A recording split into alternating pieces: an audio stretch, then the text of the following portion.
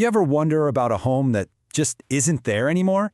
I'm not talking about a single house, but an entire world, a whole way of life that's been literally wiped off the map. Well, today, we're digging into one of those stories, a search for a lost homeland in a forgotten corner of Europe called Basarabia. So where do you even start with a story this big? Well, it doesn't begin with some dusty history book.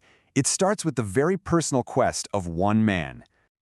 And this quote, it really gets to the heart of it. This idea of Heimat, or homeland. It's so much more than just a pin on a map, right? It's a feeling, it's a memory. It's this deep longing that can stick with you for your entire life. Okay, just think about that for a second. At 85 years old, Alfred gets on an airplane for the very first time. And he's not going on vacation. He's chasing a ghost, the memory of a village he hadn't seen since he was just a little kid, a village that no longer officially existed. That's the million-dollar question, isn't it? How does an entire community just vanish? To figure that out, we've got to rewind the clock, way back, more than 200 years. To really get how this all started, we have to talk about the Tsar's farmers.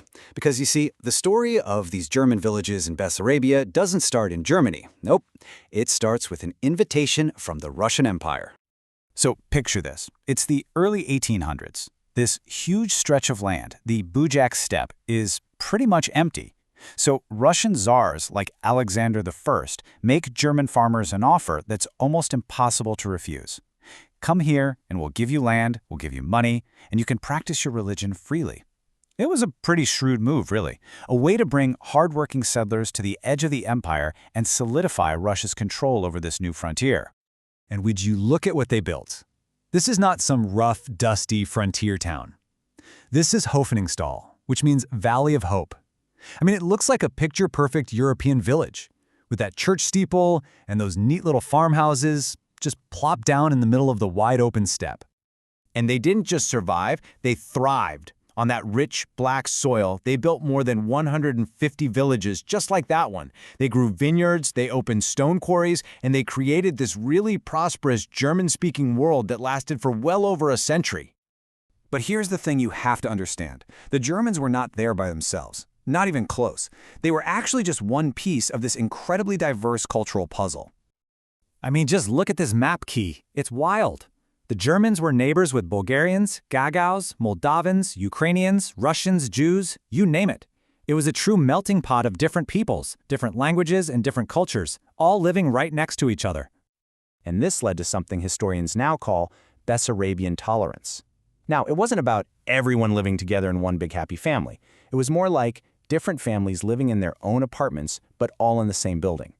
Each group had its own villages, its own traditions, but they were all neighbors, trading and interacting. It was a system that, for the most part, just worked.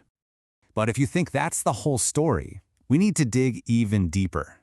Because even before the Tsar's farmers showed up, the steppe had another, much older story to tell. Yeah, long before the first German plow ever broke that soil, this land was ruled by horsemen. For centuries, this entire area was the domain of the Nogai people, a really powerful nomadic group. So the Nogais, they were actually descendants of the Mongol Golden Horde. Their power came from the vast steppe. Their wealth was in their animal herds and, well, grimly, from slave raids on their neighbors. They were the undisputed rulers out here, until they too were displaced by the relentless expansion of the Russian Empire, which of course paved the way for the colonists who came next. So you have this long, complex history of settlement and displacement, and it all comes to a crashing halt in the 20th century. A catastrophic event would shatter the world of the Bessarabian Germans forever. Just follow this timeline. It's absolutely tragic. In 1940, thanks to a deal between Hitler and Stalin, about 93,000 ethnic Germans were yanked out of their homes. But they weren't brought to safety, no.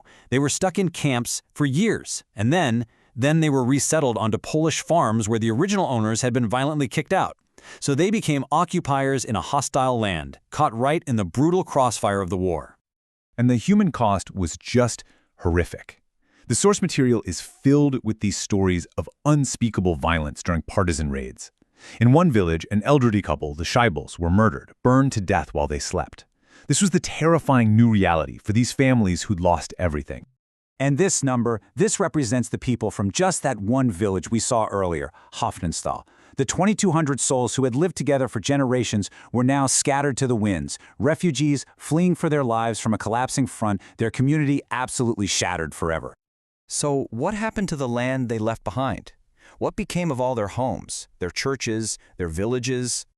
This part is just chilling. After the war, the Soviets decided they wanted to completely erase any memory of the Germans ever being there. The sources say they first tried to pull down the solid brick houses of Hofningstal with tanks, but the houses were too well built. So they brought in artillery and shelled the empty village, systematically, until there was nothing left but piles of rubble. And this contrast right here, it says it all. On one side, you see a living, breathing community, and on the other, the reality of today, just an empty field with a single stone to mark the spot where an entire world once stood. These are the faded traces our story's about. Which brings us right back to Alfred Doering. He finally made it. He found the location of his birth village. But the German name, Hofmannsthal, was gone. Today, it's called Schulte Yar, a Ukrainian village. The place still exists, but the world he was searching for, that lives on only in memory. But you know, those memories are powerful. The history of this place is kept alive by the descendants who publish newsletters, by families who pass down the stories from one generation to the next, and by researchers who are still studying this incredible, unique, multicultural society. The traces might have faded, but they haven't disappeared completely. And all this leaves us with one final big question. The story of the Basarabian Germans shows us that a homeland can be lost, maps get redrawn, villages disappear. But does that mean the homeland is truly gone? Or does it manage to survive, as long as there's someone left to tell its story?